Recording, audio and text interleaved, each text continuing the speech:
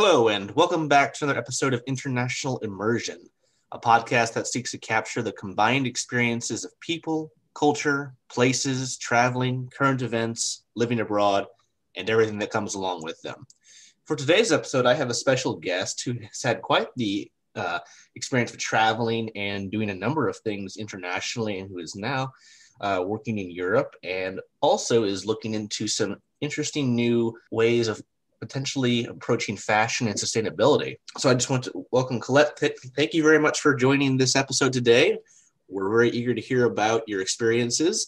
So if you want, maybe you can give a little bit of background about yourself. Hi, Sean. First of all, thanks for having me in the podcast. I'm very happy to share a little bit about myself and to discuss about my experiences. So it will be a pleasure. So my name, as you said, is Clotilde. It's a very French-speaking name, so call me Clo. It will be easier. So I was born and raised in Belgium, which is in the heart of Europe. And then I stayed there, studied there until I was 18, 19. Then I started to travel a bit more. We will come back to that. But before that, I was mainly in Belgium, raised in a family of 5 children. It's quite a big family. Oh, wow, 4. 5 children. Yeah, it's pretty rare. Where are you among the 5? I'm number 4. So I have 2 brothers and 2 sisters. So a very balanced family. So yeah, no, it's pretty rare, but it's nice to be raised in a big family and have this connection with brothers and sisters. They all live in Belgium, so I'm probably the only one who is really, let's say, crazy about traveling and about living abroad. But I currently live in Belgium because I used to live in China before, and I came back just before the pandemics.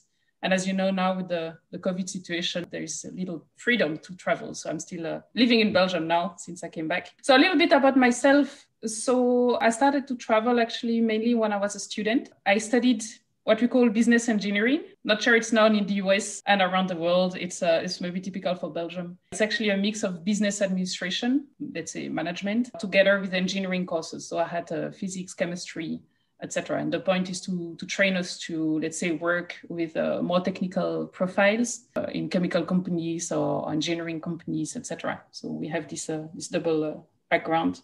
That's really good. I think an equivalent would be here in the US would be like engineering management. Yes. Yeah, where you learn kind of more like it's more of a hybrid where you have the business element, the managerial aspect, and then more in the engineering. You're not going to be doing exactly what the engineers are doing, but you need to know enough.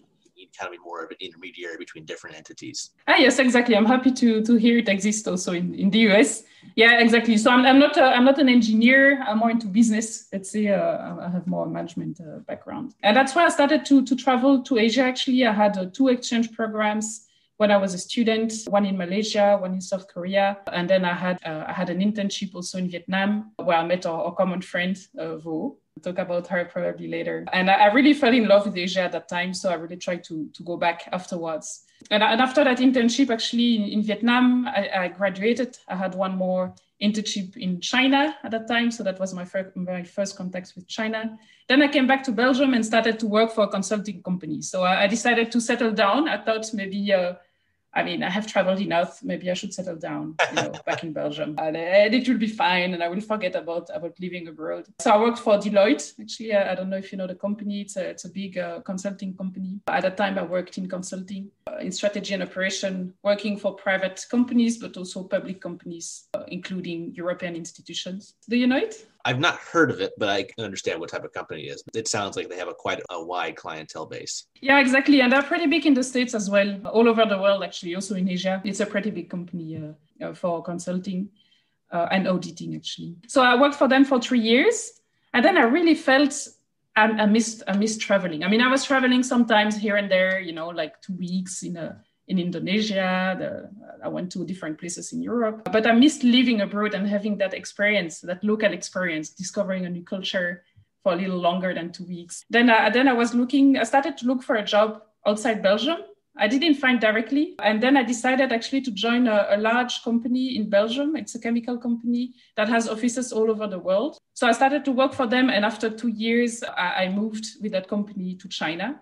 So I could finally realize my new dream to go and live and really work, have a real work experience in Asia. So then I moved to China, and I came back like a year ago because my contract ended. And, in China, when your contract ends, your visa also expires and you have to come back. So I came back and I'm still working for that company. When I was there, I worked more in marketing and sales. So it was also very management oriented, also into the digital field. So I was responsible there for setting up an e-commerce platform on Alibaba. You know, Alibaba is like Amazon for China. Oh yes, I've lived in China as well. Alibaba, especially Taobao. I mean, that's the go-to for anything. Not necessarily everything, but pretty much in my experience, I bought a lot of things on there, and all my friends I knew, they were always buying things on Taobao and through Alibaba Group. Yeah, exactly. It's crazy. It's so easy to buy, and then you spend your time on Taobao, and then you buy everything and anything. Yeah, here in the US, they have I think the version AliExpress, which is the English version, although it's not as extensive as Taobao in China, but it's very cheap. It takes a while longer to get the merchandise than, let's say, if you use Amazon, but it is generally a lot cheaper. Yeah, indeed. I use it sometimes as well. I try to avoid it because we'll come back to that, but I'm more into sustainable development now, so I try to avoid buying online from very far away, because of all the transportation that is involved, etc. But indeed, it's also used a lot outside China. But for that project, I was really focusing on the Chinese market. And it was B2B, business to business, right? So we set up this platform for chemical products, which was very new and very interesting. We were among the first one to do it, and other companies followed. So that was at that time was my position, my role when I was in China. And then I came back, and then now since a few months, I moved to sustainable development in my company out of a personal interest. It's more aligned with my values, actually, because I realized already since a while, actually, that we have to do something for our planet and also for people on this planet. It might sound a little bit cliche, but I really felt the gap between what I was doing and my values in terms of respect for each other, respect for the planet. I like nature. And then I realized more and more that human activities have destroyed so many things. And that I need to do something. I could not stay there and just do nothing. So I decided to take a step change and to go to sustainable development. So I learned a lot about it for the chemical industry, but also beyond. And you mentioned that earlier, for the fashion, into fashion, because it's more my personal interest and not for my job. And I will explain later on, but I realized how much our consumption patterns actually are very important to change how they affect actually the whole system and for sure. The system around us. Supply and demand, what the consumer wants is the consumer will get, and people are going to adapt and change their behavior to get the consumer what they want for the monetary compensation. Yeah. Quite the experience traveling as much as you have, lived in 4 countries, worked in 2. So that's, quite impressive. I think it's really opened your eyes to a lot of things. Having studied and lived abroad myself, I definitely can understand and relate to you very, very much. I think the big thing is when people study overseas, that really opens a door for a lot of people, I find. Everyone I've met who studied overseas, they may not go back and live overseas, but they definitely want to repeat it or do something where they can travel. So I think that's kind of a commonality I found. I mean, I'm not saying it's everybody, but that's just one trend I've noticed myself. So I think that's great. And I think you've accomplished a lot, and you have a lot of good goals and, are pursuing, what your values are based on. And like you said, I think a lot of people, they work and do something, but it doesn't always match up with their values. And in many cases, it goes against their values, but they don't feel they can do anything because their livelihood is tied to that job. Yeah, exactly. And you touch a point, and I see around me a lot more people are really wondering if they are at the right place, or a lot of people start to ask more questions, right, about their job. Does it fit with my values? And I see a lot of people reacting, and then taking action, right? But it's not always easy to see then where do you want to go? If you're not happy with the current state, if it doesn't fit with your values, then where do you want to go? That's very difficult. And how to make the change and where to go where? What's my point? What's my purpose? It's a big word. What's my purpose? And it's exactly. I think everyone, they struggle to find what their purpose is, or the value that they think they have, and that's, I think, a question that's just kind of part of being human. Yeah, exactly. And I haven't found it yet, but step by step, some other direction. So I guess it doesn't come at once, and it's not like a big bang change that you can make, but step by step. You'd say it's incremental. It's a little bit, it's revealed a little bit at a time. Exactly. Yeah, that's great. So to kind of get into the body of our discussion, I think it'd be kind of neat to talk a little bit about your exchange experiences where you studied, because if I remember correctly, you said that you studied in both Malaysia and Korea. Yes. Yeah, so if you want, maybe give us a little background about each place and maybe what you learned and how it affected you. Sure. Well, Malaysia was the first destination. So I was 19 years old. I was in my third year bachelor in business engineering. And I must say, most people go abroad on exchange programs when they are in their master studies. So there were not so many destinations, and it was not very advertised. And we had only 2 destinations outside Europe. One was in the States, actually, close to Washington. And the other one was Malaysia. To be honest, I had never heard about Malaysia. You know, as I told you, I was born and raised in Belgium. So I was like, what is this? And then some students came to present Curiosity some pictures. Yeah, exactly. I was like, I will not go to Malaysia where it's so far away. I don't even know where it is on the map, you know. I'm not going there.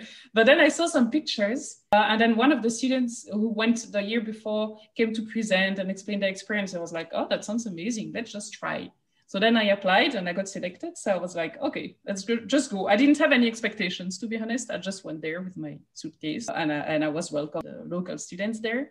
And it was really an eye-opener. Coming from Belgium, I ended up in Southeast Asia, you know, very hot and humid, very different cultures, very multicultural country. So it was really an eye-opener in terms of, you know, discovering new things, discovering new food, a new way of thinking, new religions, and it was new landscapes as well, and new countries. So it was I fell in love with Asia at that time, and because I had a chance then to travel around Southeast Asia to different countries, and I could really see the diversity of people, diversity of food.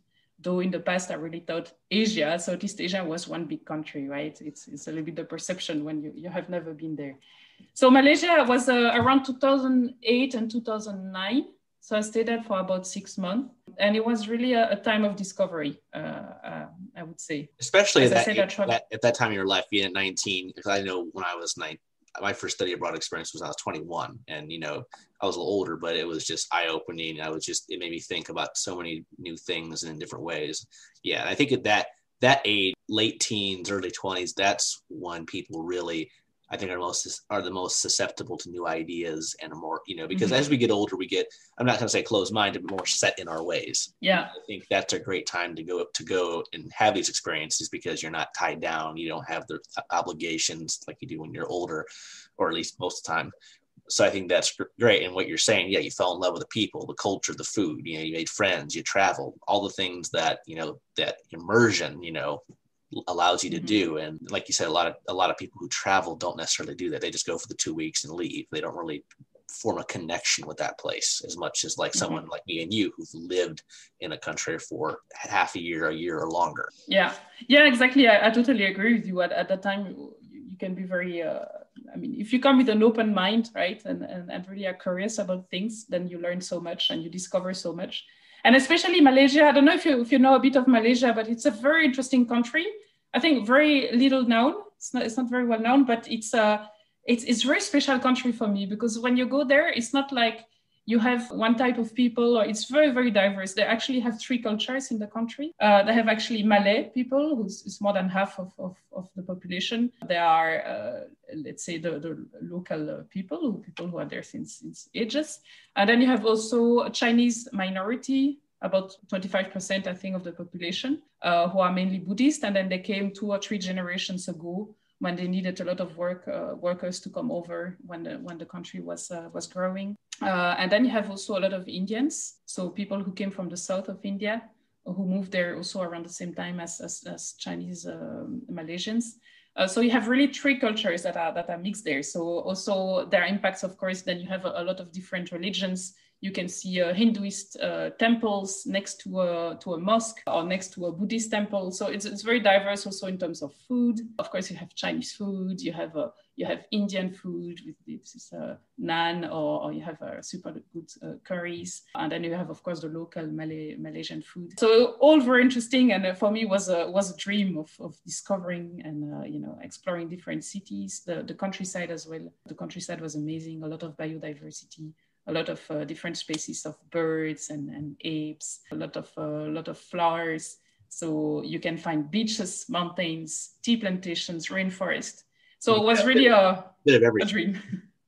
Yeah, it has everything. To be honest, I was really amazed, and it was So it was a very good first experience. So after I actually came back from Malaysia, I wanted to discover more about Asia, because I thought, okay, I've seen a little bit of Southeast Asia, but there is also Far East Asia, which I don't know about. Then when I had this opportunity in my master's studies to have another exchange program, then I decided to apply in one of those countries.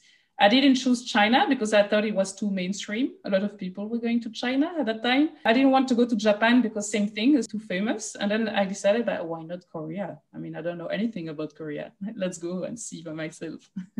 So then I went there. And of course, we know this is South Korea. Yeah, South Korea. Yes, indeed. I should mention that. North Korea would have been more difficult. But South Korea, yes, it was in Seoul, the capital city.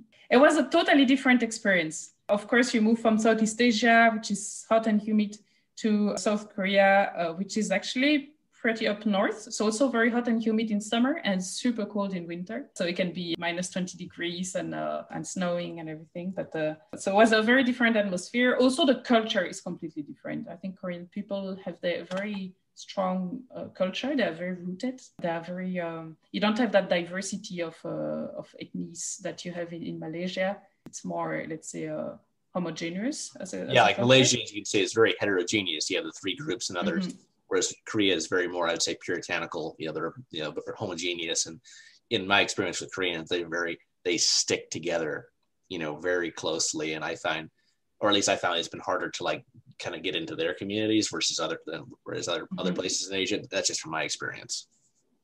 Yeah, exactly. And I agree with you. It's a bit more difficult there to make friends.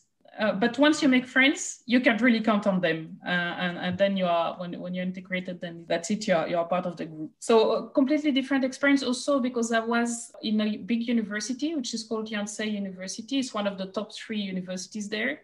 They are very strict about the hierarchy and the ranking of universities. It's sacred. I was in a big university, a lot of exchange students. So there it was very diverse in terms of meeting people from all over the world. It was really, there were a lot of people from the US, Korean Americans. A lot of Koreans moved to the US a while ago, and now they're coming back to study. But also a lot of people from Europe and from other places in Asia. So it was very multicultural in that sense. But in terms of really Korean culture, I felt really a lot of pride around the culture, and I have a good reason for it because they are very, let's say, I felt they are very attached to their values, and then they are very proud of what the country has achieved in terms of economic growth in the last 60, 70 years. Also in terms of food, it's really it's really one of their strengths. Is the food is delicious, and in terms of Korean pop and all these things are very specific to their culture. And then they have also, economically they have huge groups, right? Samsung, LG.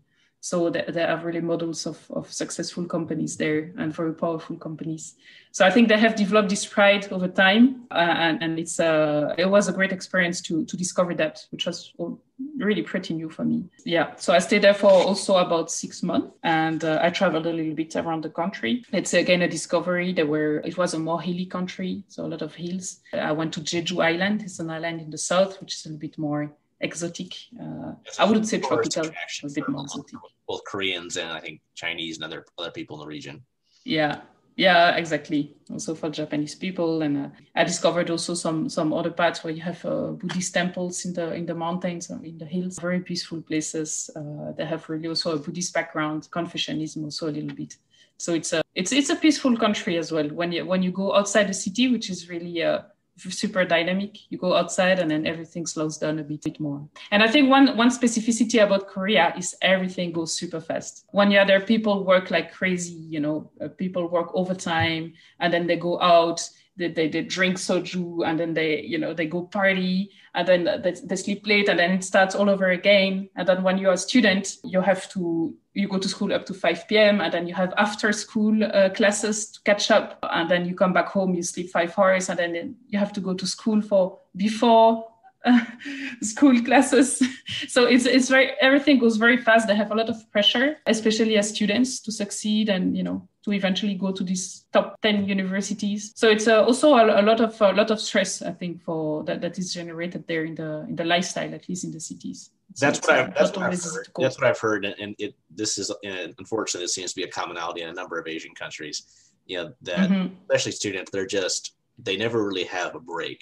I mean, they do, but not in the sense that maybe Americans or Europeans would understand it, because they wake up early, they go to school all day, then they take an extra class, like you said, they do piano or they do some extra activity or something, and then they go to bed, and it's basically repeat, as you mentioned. So, I mean, it's good in one way, but at the same time, I think sometimes it's just too much, personally. Yeah, and to illustrate, I had a Korean friend. She was a very brilliant student. And then she told me once that story that when she was around 17, 18, she had those exams to pass to go to university and to choose then which university she can attend. And then she was out of her class. I think at that age, there were like about 200 students. She ranked number 5 out of 200, which seems like super good, right? For me, it would be an achievement, right? 5 out of 200 yeah. Sounds good. And you're top of your class, right? And then she told me her parents were not happy. She had to be number 1. So it shows a little bit, the pressure that you can have as a student. She worked very hard to get there. And no, you have to be number 1. I think it reveals a little bit the mindset, and it must be hard. And looking at those stories, I feel very happy that in Belgium, we didn't have to go to that pressure. Of course, a bit, because you still that pressure that you need to succeed at school, and you need to have good grades and everything. Yeah, but at least it's not just the pressure from the system. I mean, here, like I think most parents, including my parents, they definitely were like, they pushed me, but they weren't like, you got to do it all consistently. That's not good enough. That's not good. You got to do better. Whereas a lot of people, especially in China, from my experience, a lot of the parents, that no matter what they did, it was never good enough. They had to keep doing better and better. And personally, I can see they want to keep pushing their children, but at the same time, too much that's really going to erode their self-confidence and I think their worth, because a lot of people I met, they had very low self-confidence and didn't think they could do a lot. And I meet them like, oh my God, you know so much, you can do this, you can do that. And they're like, really? I'm like, yeah. Yeah, I agree. And I've seen that in China as well, this kind of mindset, very, very competitive. And there are good things about it. And there are also bad sides. And I think it's also a cultural difference. But talking about it with friends, and it's quite tough. It's a very hard pressure. And I read articles about it as well, that the suicide rate, for example, in Korea was pretty high. Yes, I did see it. Constant pressure as well. And that was very sobering. Yeah. Exactly. So hopefully things will change a bit and people realize and want to have a more balanced life. Exactly. So kind of switching gears, moving on to your experiences in Vietnam and China, where you said you were employed. Indeed. So actually in Vietnam, I was going there on internship. So it was my last year of my master's studies. So after I went to South Korea, then I moved to Vietnam. And as part of my studies, I had to have a 6-month internship and also write a thesis related to that. And then I was already thinking at that time, I don't necessarily want to work for a big company. And, that's what I'm doing now, right? But but at that time, I was like, I want to do something good. I want to do something with impact. And then I decided I wanted to work in a non-governmental organization, or let's say a social organization. And then I found one in Vietnam, which was a local NGO. And then I moved there, I think it was 2011, beginning of 2011. And I started to work for this NGO called Helping Hand Saigon, which was set up by actually a Vietnamese American at that time, and which was handled mainly with volunteers. So I was probably the only full-time staff at that time when I got there. What were we doing? We were actually doing different things, mainly social projects. We were, for example, supporting kids with scholarships so they could go to school from primary school up to university on a year-per-year basis. So we wanted to make sure they would follow the whole track. We're also organizing events. For example, we're organizing workshops to train local young students to apply for jobs and to know how to apply for jobs, also for international companies.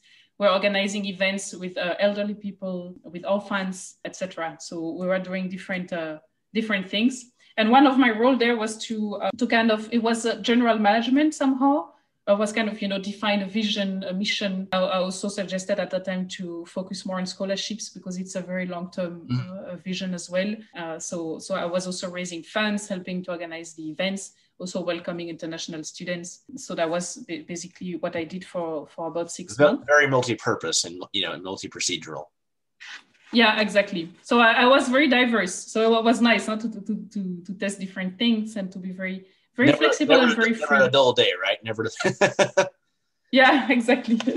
And I was super lucky because, in this NGO, there were only local people working there. There were a few international volunteers, but most of the people were really a local Vietnamese people, pretty young. So it was a very interesting for me in terms of culture, learning about Vietnam. Of course, I learned a few words. Because of that environment, since you were one of the very few non-Vietnamese there, it was very immersive for you because it wasn't like you're working with all these other international, volunteers. You're working with all these local volunteers and other local staff, and you're the kind of the minority. So I'm sure that opened a lot of potential avenues for you.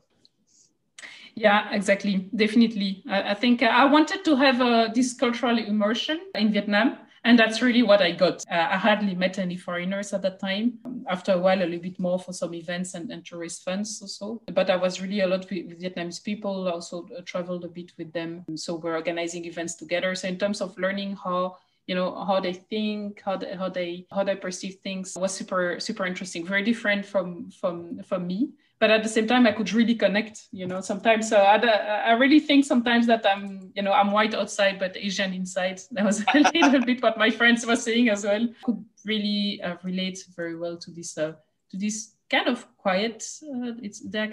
They don't seem too outgoing and they're more quiet. But then once you get to know them, it's like they're very, very good exactly. friends. Before you get to know them, they seem very kind of more stoic and very less expressive, more kind of just neutral. But once you get to know them, a lot comes out. Or I found sometimes a lot can come out. Yeah, exactly. And they're they care a lot for each other. So, all those volunteers, they were also from very modest backgrounds, but they were most of them students, but they were taking the time really to help other people in need, to raise funds, to organize events. And I was very impressed by the drive that they have. That we have something lacking here in Belgium, the drive and this willingness to go help and then to get also the best version of themselves. They all wanted to go study abroad, to really grow and learn English. I was also animating some English, corners, and they were all coming to me. They all wanted to progress and they all wanted to give the best, So I was very impressed how willing they are to develop themselves and to develop others.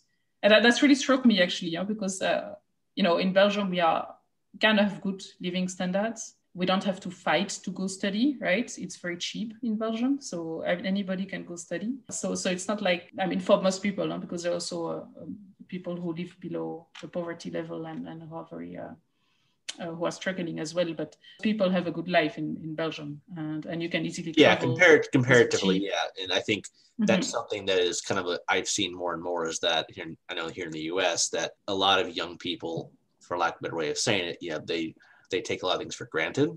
And you can also say they're I think the mainstream thing is everyone's like into instant gratification. They're, always on their iPhones or their phones, and they don't look beyond that. I'm not saying that not everyone does. A lot of people do, but I've just noticed that it's definitely a trend, and that's sad to say because, we need to help each other. We need to, support each other. And that's going to build a better future. Yeah, exactly. So that was a very, in a nutshell, my experience in Vietnam. So I also went back a few times because I really connected very, very well with those people. I still have good friends there. So I went back for weddings. I went excellent. Back, to visit them. Yeah, I had at least 2 or 3 Vietnamese weddings, which was a great experience. It was amazing. Nothing like weddings in different countries. They can be so interesting. Yeah, and I have to tell you this story because it can be very funny, like how different it is. Because I was, how do you say that? I was a good friend of the bride, so I was among the bridesmaids there. And then actually there is a ceremony at the beginning of the day of the wedding where you are the house of the girl, actually of the bride. And then the groom comes with his family and his friends. And then they have to bring gifts, to offer gifts to the family. And us as bridesmaids, we have to take the gifts. We split them in two. And then we give the other half. It's like a symbol to say, okay, we now share, they share their life, and then we share between your family and the groom's family, right? So it's a very symbolic. And then we receive a big pig, so on a big plate, like quite a huge pig. And then we, as bridesmaids, we had to cut it in half. But it was in one whole piece, the whole pig was there. So then we spent the whole ceremony upstairs trying to cut the pig in two. And then you have to cut it along the length. Yeah. Because you cannot give the head and give back, the bottom to the other family. So we spent a lot of time with a huge knife trying to cut it. So it took us like an hour or so. And then we managed to cut it in two, and then we gave back the other half. But that was a very funny time. We laughed a lot. So it's a kind of cultural differences that you really enjoy, discovering. That's one of the joys. That's one of the joys of being able to travel, and is just all the experiences that you take away, and that's holds so true for everyone who's been in situations like me and you. That's great. So what about kind of moving on again? So in the last destination where you worked was in China, you said. So you kind of avoided that one because it was too mainstream before, but when you were studying, but then you ended up going there for work anyway. Yeah, exactly. So China, I went twice to China. Actually, once was after I graduated. I had a first internship in Guangzhou, which is close to Hong Kong. It's a very industrial area. So I was working for one of the Belgian agencies for foreign trade. And then in 2017, I went back for real work experience for 2 years for Solvay, which is my current company, a chemical company. So I will talk more about the most recent experience, which was 2 years. So I arrived there in a very comfortable situation, I must say. I was an expat, so I got sent by my company. But still, I was so excited I got there because I was thinking about it for years. And then finally, I got the opportunity to go with my company and then to have a real work experience for a few years. So I was there. It's a big company, right? So, but despite the fact that it's a big company, there were a lot of Chinese people at the office, mainly Chinese people. There were almost no expats, just a few, because the tendency was towards declining or reducing the number of expats. So I was still lucky to be sent there. And then, as I told you, I was working with Alibaba. So I went to Hangzhou, where Alibaba is based, to meet the company, to discuss how to set up the online store. Also, it was very new for the chemical industry, so they wanted to work a bit more with us. So that was really my first project. And in just 2 or 3 months, we set up the first flagship store on Alibaba. With a few products, and then we build upon that. And it was really a good experience because it was all for China. So we didn't sell abroad to that store. So it was all in Chinese, right? Everything was in Chinese, all the platform and everything, all the documents were in Chinese. Of course, for me, I had a few classes of Chinese, but I couldn't definitely do everything in Chinese.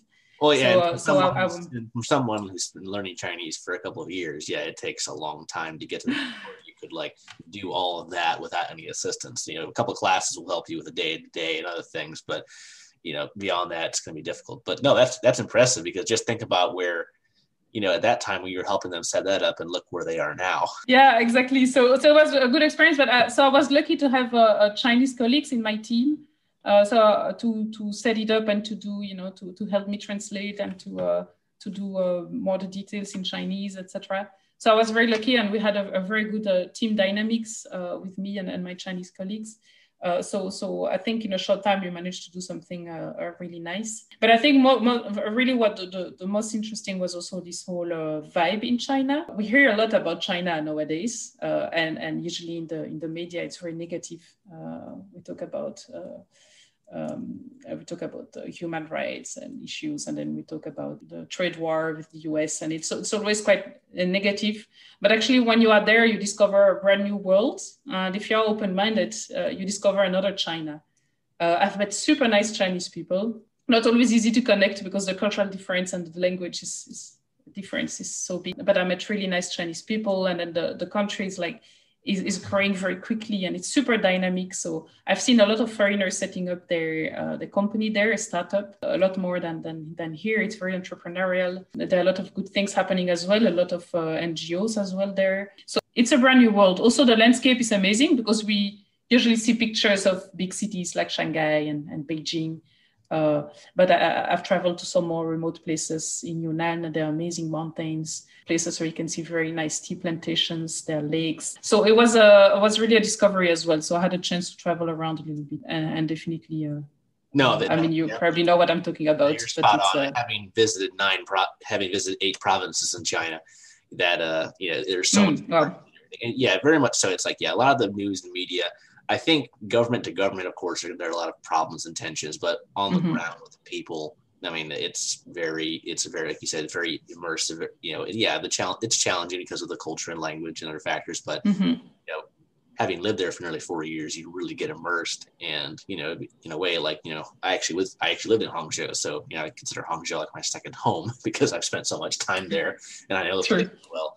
But no, it's a very, it's definitely different than here in the U.S. or Europe, by far. But it's still, like you said, if you have an open mind, you can adapt and really make it your own. Mm-hmm. Yeah, exactly. It's it's definitely, I think, one of the best experiences I had from a professional point of view. Really, I learned a lot from how Chinese people do business, how they relate to each other. Yes, it's they have super a very different way of doing that, I would say. And observing it's very interesting. Yes, and one example was the first week when I got there, we had a full day meeting with all service providers, and they only spoke Chinese. So I was going there with my boss, who was a Chinese person, and 2 other team members who were also all Chinese. And directly when we sat in the meeting room, there were on one side, you had our service providers, so the other company, all sitting there with the boss in the middle. And the other side of the big table was my team. With directly and without saying anything is the boss sitting in the middle, and then the team members around, and then you let the boss speak, right? That's a little bit how I perceived it. No, you can. Yeah, there's a lot of your own experience. Yeah, there's a lot of a lot of ceremony. Ceremony, it's the visual, the organization. It's all very set up in a way to maximize what they want and what they want to give off. Yeah, so I had that was a great experience. So I was there observing. It was my first week. I was just observing, and I didn't understand much. Right, it was all in Chinese.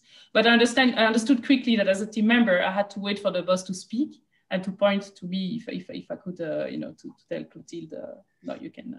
What do you think? Yes. Or, not like my current job, or I imagine your job too, where there's a little more. It's more people can just. I mean, you still follow your boss's lead, but you have more autonomy, I would say.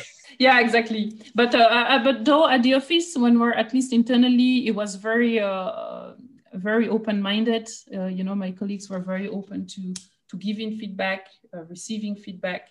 So I think a lot of stereotypes I had heard about China before, about Chinese colleagues and Chinese way of working were not really true when I got there. At least that's my experience in my company. They are more used to speaking to foreigners as well in my company because it's a multinational. Yeah, I think you make a good point. I think everyone's going to have a different experience based on where they work, the environment, the number of factors. So yeah, I think anyone can have a positive experience, but also anyone can have a negative experience. It just depends on circumstances and a lot of factors, So, but yeah, generally I would agree with you. From my experience there, most of my experiences were positive compared to negative. Mm-hmm. Yeah, exactly. For me as well. And then I think, and what is a pity is that there are a lot of foreigners who are there since a while who are very negative about China. I mean, a few, at least. I met once, I was super shocked. I don't know if I should say that in the podcast, but I met once a guy who went to the restaurant with a group of expats. And then there was a guy who told me, who was organizing events. And then he said, yeah, I love Shanghai. The city is great, but it would be so much better without Chinese. I was like, what? I mean, you're in China. Then just be open-minded. And why do you say that? Yeah, and then he was blah, blah, blah. And then. Yeah, I mean, I can see people maybe if it's policies, restrictions, rules. Yeah, that can annoy anyone, regardless of where you're from, where you're at. But if it's more targeted toward just the people, that's a little more problematic, in my opinion. Mm-hmm. Yeah, that's very problematic. And then I thought, okay, that's a pity. And I found out that actually a lot of expats are super happy about China and I really love their life there. And I know a lot of people who have been there for a long time because you feel much more, the vibe is so different, at least from Europe, which is an old continent. China is a very old country as well, but recently it has this vibe that everything is moving quickly and then you feel like you can progress and then you can dream big actually. And you see other people like that as well with a lot of energy, a lot of projects. And it's sometimes overwhelming because then, there is always what we were saying there when where I was living there, we were always laughing because we had this fear of missing out, the FOMO, a fear of missing out, because there are so many things happening that if you go to an event, you cannot go to the other event. If you go to one place, you cannot go to the other place. Yeah, so you always had that feeling that you are missing something because there are so many things organized, and at least in Shanghai, probably Hangzhou as well, and Beijing, it's the dynamic there was overwhelming, but also super motivating. It's energizing in a way. So I think coming back to Belgium and then with the lockdown and the pandemics, I moved from a very super dynamic social life to nothing. Yeah, it was like, definitely. When you're living in China in a city of millions, and you go back to your home, like where I'm at, which is less than 100,000, it's definitely a switch. And then at the pandemic, not too long after I got back as well, it just is like, it's really it's quite crushing to say the least. But that's it's just different. Just different ways of life, and just like you said, the energy is different, and the mentality, and it's just different from. It's just different. I don't want to compare too much and to be negative about Europe because there are amazing things in Europe. I mean, in terms of culture, architecture, there are also a lot of more and more entrepreneurs. Actually, it's really rising. You see a lot of local initiatives for a circular economy, social business. So there are a lot of things going on here as well, and that I have more appreciated since I came back. Actually, that I'm looking for this kind of initiatives, and I see a lot of things happening. But of course, the lockdown is a special situation. So I was cut in my, this rediscovery of Belgium when I came back because of that. But I'm very hopeful that there are also very good things happening in Europe, very motivated people as well. So I cannot be too negative about it. I completely understand. It's, as they say, just try to stay positive. I think so. Kind of wrapping up from all these experiences, I think an important thing would be to discuss or the friendships, the international friendships you've developed, maybe. So if you can maybe briefly kind of tell us a little bit about, how that's, how you made some friends and how it affected you or helped you or whatever else.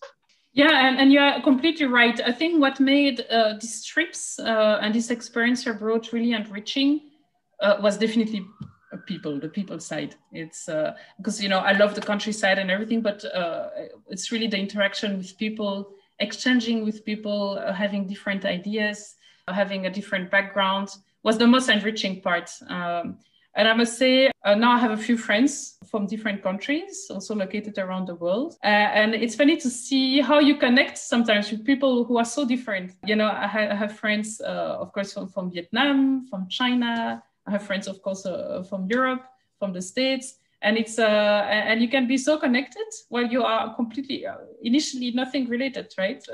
Except that you found yourself in a specific country at a specific place, a specific time. And I must say, it's not always easy to make good friends abroad, and you may have had that experience.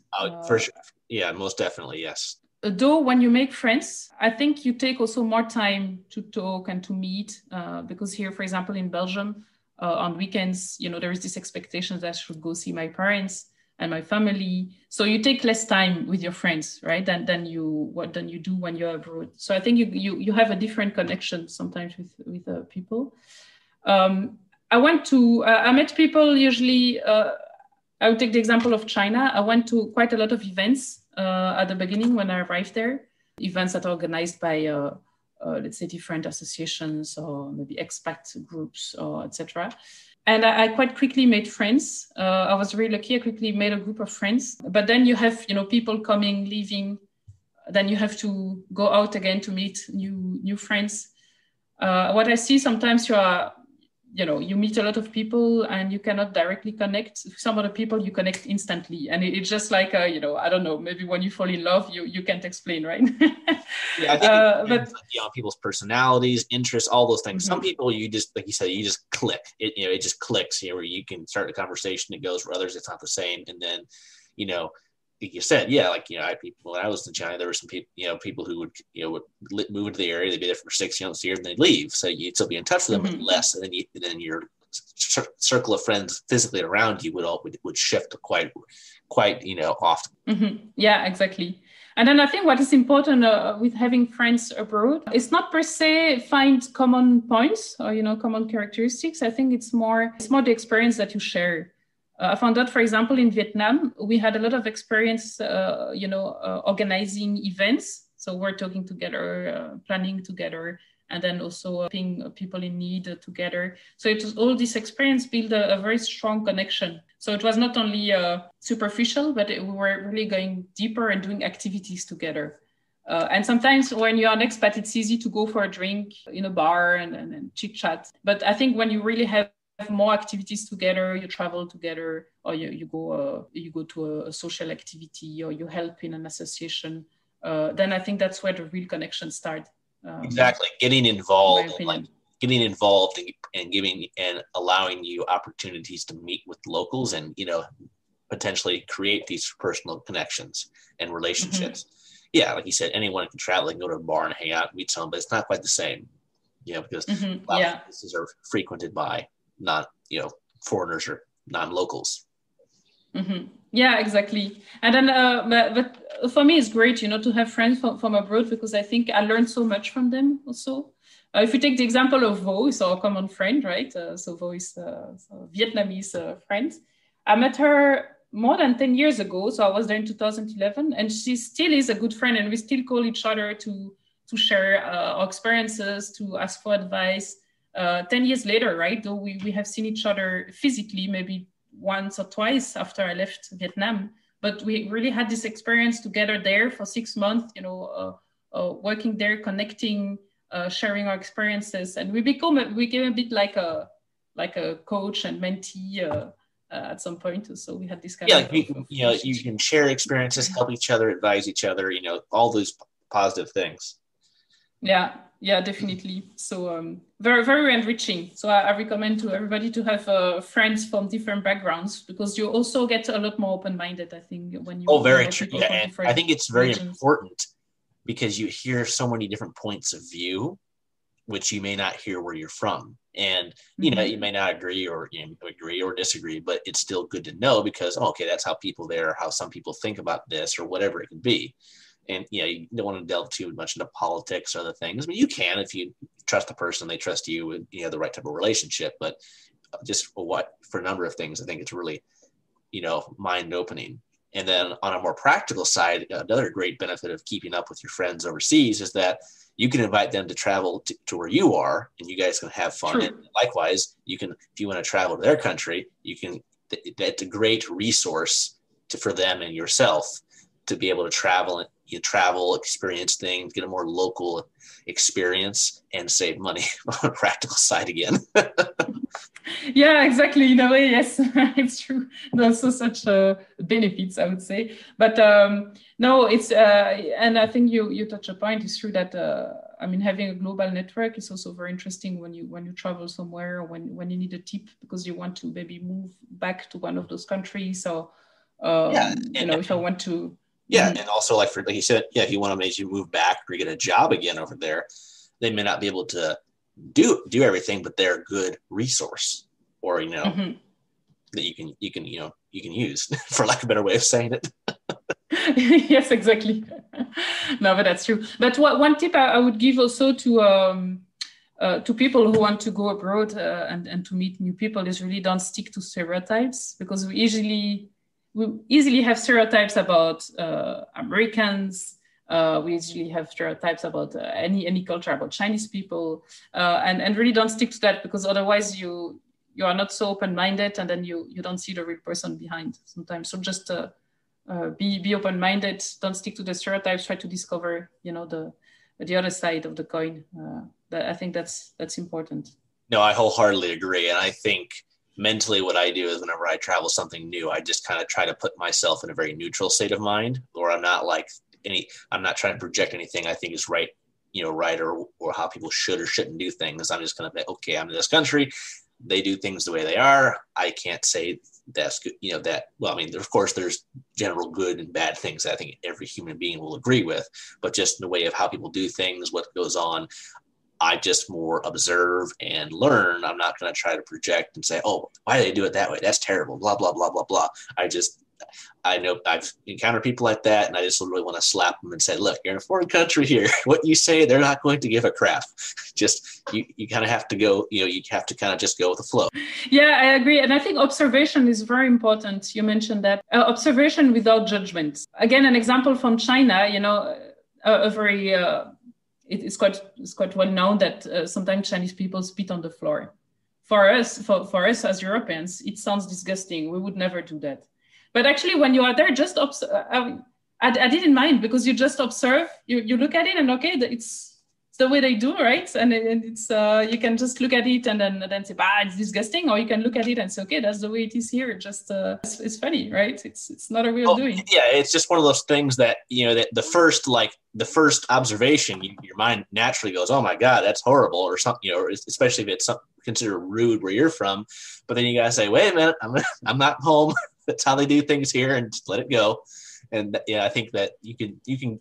A lot of people may have difficulty doing that, because their initial reaction might be, "Oh my God, that's horrible." Where it's like, "Well, okay, back home we wouldn't do this, but we're not home." Yeah, exactly. And I think it's a good mindset. Just observe without judgment, and just notice. You can do that with many things, and also your own emotions. For example, you observe, you notice, and you let go. How you laugh about it, and or and that's it, right? Exactly. And that kind of leads into our last few topics. You've already mentioned your current position with your job and what you're doing with your company, but maybe as our last point for today, maybe you could talk a little bit about the sustainable development in fashion that you're currently pursuing. Yeah, indeed, and I think that's a pretty new interest. Sustainable development, and it's always something I had in mind and that I'm careful about. But more recently, and actually, it's funny because it's related to China. Actually, when I came back from China for the insurance company, for the let's say for moving back, I had to count every single item I have and register it in a file, so that in case there was damage, they could pay back, right? So I started to count every single piece of clothes I had. So T-shirts, pants, etc. And then I realized I had about 100 tops, so shirts and blouses and T-shirts.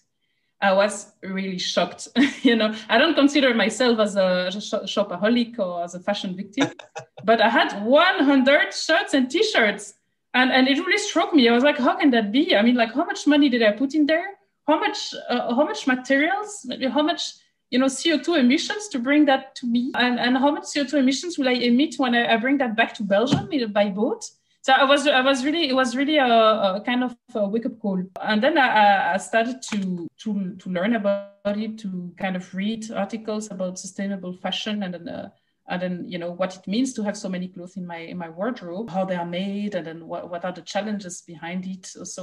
So basically, I started a process. Also during the lockdown, maybe I had a little bit more time to read and then go through, do some trainings. And then beyond fashion topic, I learned more about sustainable development as a whole, and really the challenges that we have today in terms of reducing our CO2 emissions, because it has so many impacts on the planet. So I took a lot of time to learn about it, and I realized how impactful fashion is. It's actually the second most polluting industry worldwide. We often talk about transportation, and we try to reduce the number of flights that we take to reduce CO2 emissions. Of course, that's important, but actually the fashion industry, it's even more polluting. And we hardly think about the impact of our clothes because we're so used to go shopping and buy.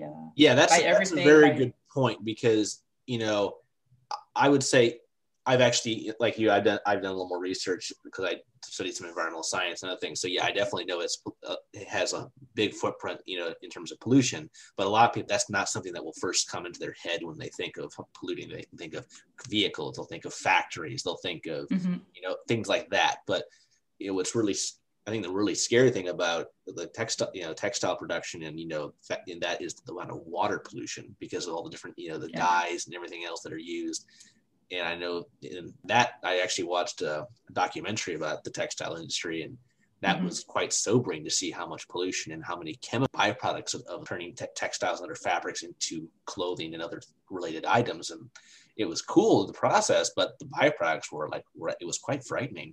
Yeah, indeed. And it's one of the big countries where the regulations are not as high as they are, let's say, in Europe or the US. Yeah, and you what you mentioned earlier, you touched on a very important point. I think consumers are not aware. So you and me, we are not aware of all these things. We have habit when we are sad. I mean, as a girl, at least we go shopping because it feels good.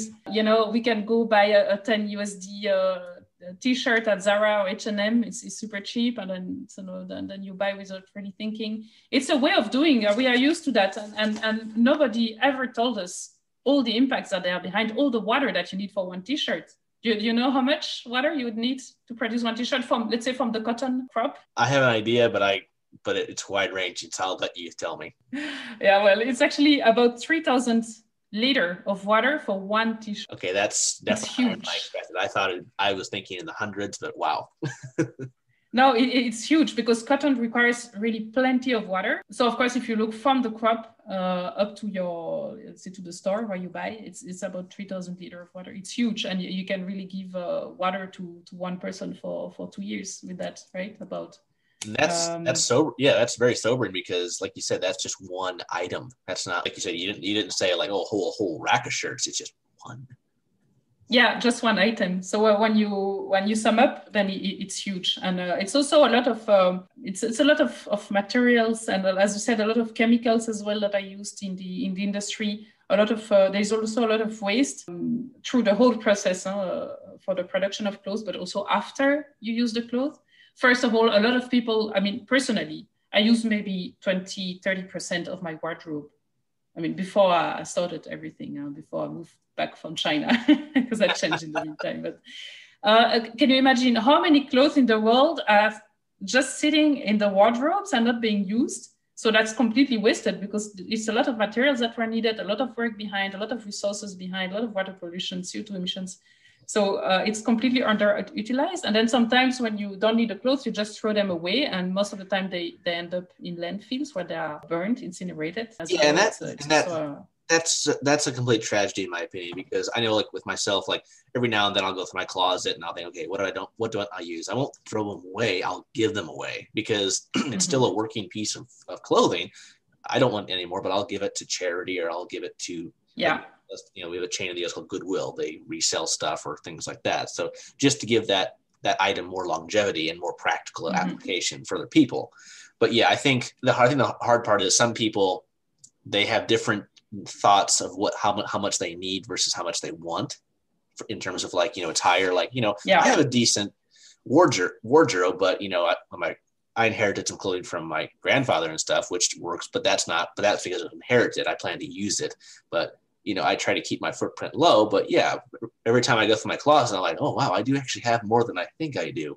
And what am I using? What am I not? I probably use about half of mine regularly, but there's still a bit that I think I want to get rid of. But at the same time, one of the things I like to do is when I travel, I like to buy traditional clothing from that country. So it's not a lot, but that's kind of part of like a collection for me. So I don't want to overdo it, but it's something that when I open my closet, it reminds me of when I was there. Yeah, and I think it's a great way to valorize the clothes that you have, or to reloop. I would call it reloop, but put your unused clothes back in the loop. It's an important concept.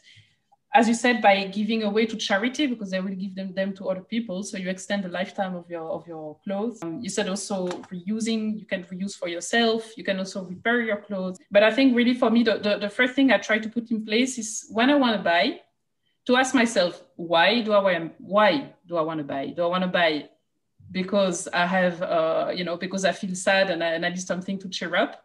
If yes, then I think, okay, what else can I do instead of buying? Because at the end, long term, it won't help just to buy something. What can I do? Maybe I need to go for a walk, or maybe I can call a friend instead. But more importantly, I'm asking myself, do I need this? We also think we need everything. And that's what advertisements are also for, right? They try to create new needs and they make you want always more and more and more. But somehow just ask yourself, that's a challenge for you next time and for people listening. Next time you want to buy something, ask yourself, do I need this? If you don't need this, just don't buy, right? If you need this, okay, where can you buy? If it's about clothes, okay, do you want to go to H&M? Mass production, probably bad conditions in Bangladesh, so do you really want to buy there, or do you have other options? Can you buy maybe secondhand, or can you swap with a friend? A friend, because your friends might have nice clothes that you can swap with one of the pieces you never wear. Can you repair one of your clothes? If you need a pant, but actually you have a pant with a hole, can you just fix it? So there are different ways. It's really another way of thinking, and ask yourself questions and be aware of it. And it's actually fun, because then you start to go to secondhand shops, and then you find unique pieces. At least when you go buy to H&M, a lot of people have the same pant.